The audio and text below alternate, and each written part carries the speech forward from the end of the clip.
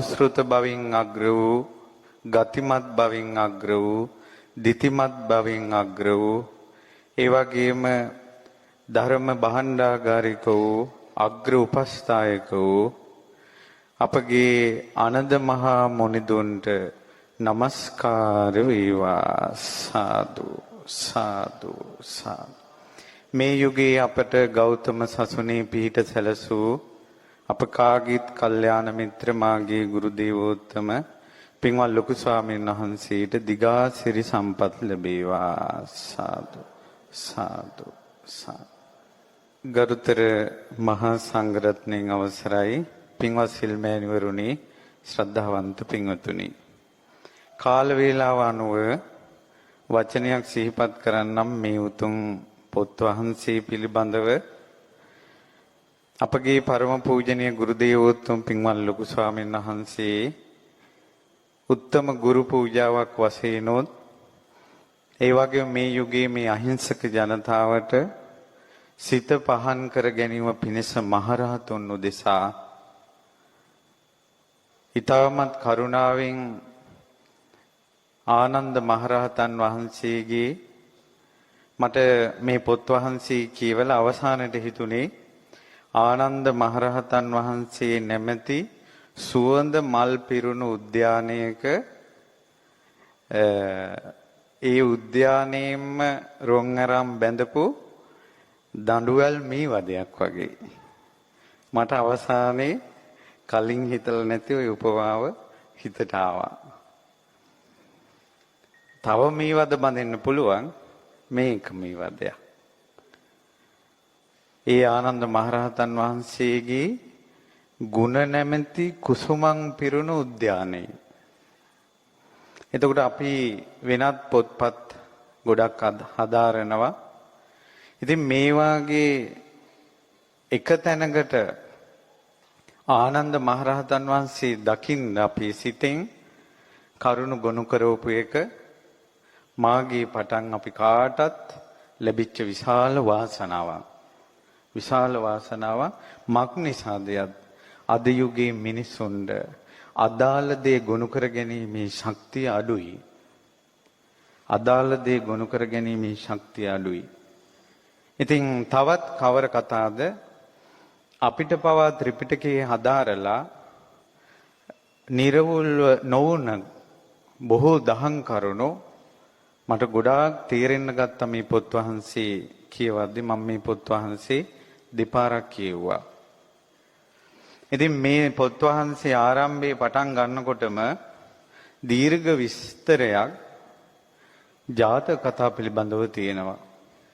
ජාතක කතා කියවලා අහලා දැනුම තියෙන කෙනෙකුට ආනන්ද මොනිදුම් මැවි පේනවා සසරට මුහුණ දුන්න හැටි.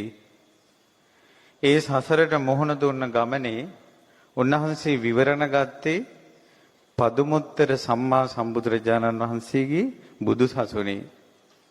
බලන්නකො පින්වතුනි, පදුමුත්තර තථාගතයන් වහන්සේගේ මලනුවන් වෙලා එකල ඉපදිලා හිටියේ මීට කල්ප ලක්ෂයකට පෙර. එතකොට ඒකෙන් තේරුම් ගන්න කල්පනා කරන්න කාරණාවක්, නිවන් දකින්නවා කියන එක ලේවලින් එන එකක් නෙවෙයි. නිවන් දකින්නවා කියන එක පෞල් වලට උරුම වෙන එකක් නෙවෙයි. ඒ නිසා අපිට අපේ සසර ගමන ගැන හිතන්න ගොඩක් දේවල්.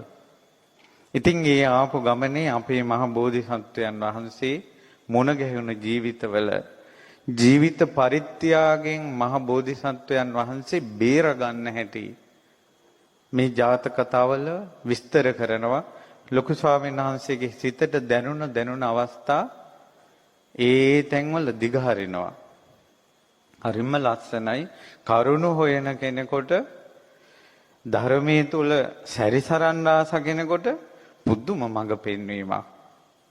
ආනන්ද මොනිදුන් සසරේ ගත කරනකොට තිබ්බ කෙලෙහි ගුණ එක ජාතක කතාවක තියෙනවා.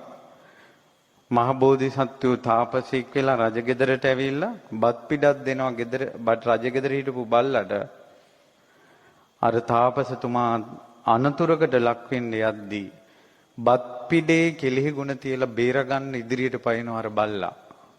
එකලේ සුනකයා වෙලා හිටියේ අපගේ ආනන්ද තෙරුන්. එච්චර කෘතඥතාවයක් තිබ්බා තිරිසන් ලෝකෙ ඉපදිලත්. ඊළඟට මහ බෝධිසත්වයන් පුරන ගුණධර්ම වලට තමන් ශක්තියක් වෙන හැටි, එකට තපස් රකින්න හැටි, එකට ගුණධර්ම පුරුදු කරන හැටි ඒ සසර ගමන විස්තර කරනවා. හැබැයි ඊටත් වඩා මට නම් මේක හිතට ගියේ සංසාරේ භයානකකම. බුදු කෙනෙක්ගෙන් විවරණ ලැබලා තියෙද්දිනොත් මේ ගත කරන සංසාරේ තමන් සල්ලාලෙක් වෙලා ඉපදිලා තියෙනවා. මිනිමරුවෙක් වෙලා ඉපදිලා තියෙනවා. හොරෙක් වෙලා ඉපදිලා තියෙනවා. මහා බෝධිසත්වයන්ගේ රාජ්‍ය බලෙන් පැහැරගෙන තියෙනවා. තමන් සොරෙක්ව ඉඳලා ওই තක්ක ජාතකයේ වගේ තමන් සොරෙක්ව ඉඳගෙන මහා බෝධිසත්වයන් අල්ලගෙන තලලා පෙළලා පොළු වලින් පහර දීලා තියෙනවා. කොච්චර භයානකද. හැබැයි පාරමී ධර්මයන්ගේ ඉරණම නිසා වෙන්න ඇති අවසාන මොහොතේ බේරිලා මහ බෝධිසත්වයන්ගේ ශක්තිය බවට එතුමාපත් වෙනවා. ඊටත් වඩා තවත් අපි දන්නේ නැති කාරණාවක් මේ කතාවලින් ඉස්මතු කරනවා. සසරේ භයානකකම. අපගේ ආනන්දයන් වහන්සේගේ සංසාරේ නොදැනුවත්කම නිසා පසේ බුදුරජාණන් වහන්සේ නමක් ඝාතනය වෙනවා. සුමංගල කියලා උයම් පල්ලෙක් වෙලා රාත්‍රියේ දඩේමේ යද්දී ගල්තලාවේ භාවනාවේ සිටි පසේ බුදුරජාණන් වහන්සේ නමකට නොදැන ඊතලෙන් විදිනවා. සුමංගල මම් මේ කියලා කියනකොට මුළු ශරීරයම බියෙන් ශෝකෙන් තැතිගෙන පසේ බුදුරජාණන් වහන්සේ වැළඳගත්තා. සුමංගලගේ ඔඩොක්වීම පසේ බුදුරජාණන් වහන්සේ පිරිනවම් පෑවා. සසරේ භයානකකම. ඉතින් අපි විවරණ ලැබලා නැහනේ. අගතනුත්තර වලට විවරණ ලැබලා තියෙනවද? මේ ජීවිතේ අපි සාදු කිය ගියාට මේ සසර ගමන වැරදුනොත් මොකුම් වෙලා මොන කර්ම කරගෙන මෛත්‍රී බුද්ධ ශාසනය පැතුවට ඒ ශාසනය පහළ වෙන කල්හි කොයි ලෝකවල සිටීද දන්නේ. එනිසා භයානක සසර ගමනක්. ඊට පස්සේ ඊළඟට දසරථ ජාතකයේ මට මැවි පෙරුණ සිද්ධියක් තමයි භරත කුමාරයා වෙලා ඉපදෙනවා අපේ ආනන්ද තෙරුන්. එතකොට භරත කුමාරයා රාම කුමරුගෙන් රාම සහ ලක්ෂ්මණ සීතා වනයේ සිටිනවා. ඒතර භරත කුමරු රාජ්‍ය ගන්න නැතුව තමන්ගේ සහෝදරයාගෙන් වනයේට ගිහිල්ලා ඉල්ලා හිටිනවා එන්න රජකම ගන්න කියලා. ඒතර රාම කුමාරයා කියනවා දැන් 9 අවුරුද්දයි කැලේ පියාට 12 අවුරුද්දකට පොරොන්දු වෙලා වෙයි. එහෙනම් ඔබතුමා මෙන්න මේ පාවහන් දෙක දාගන්න කියලා රාම කුමාරයාගේ පාවහන් දෙකක්